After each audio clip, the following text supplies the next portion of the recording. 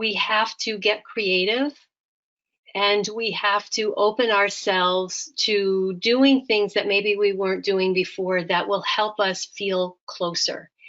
And, you know, our ancestors knew how to do this in good old-fashioned letter writing.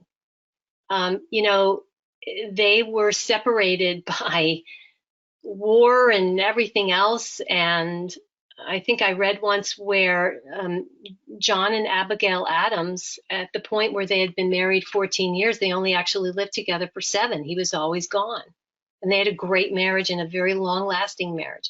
You know, letter writing is really magical, because when you sit down to write a card or a letter, you're touching that piece of paper, right? So your DNA is on it, actually.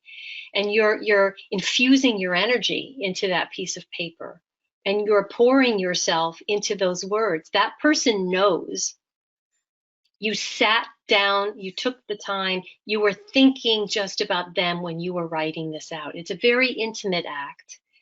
It's very personal. It's emotional. It's kind, and it's simple. And all it takes is a piece of paper, a pencil, a pen, and an envelope and a stamp.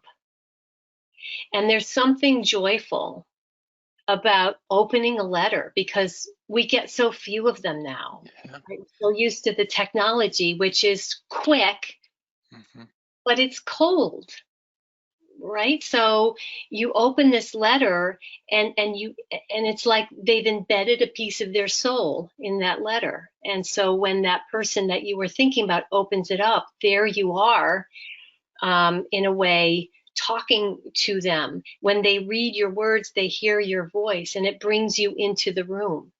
And sometimes that's all we can do during a time like this, is bring each other into the room through these personal touchstones. And a letter is something that you can pull out.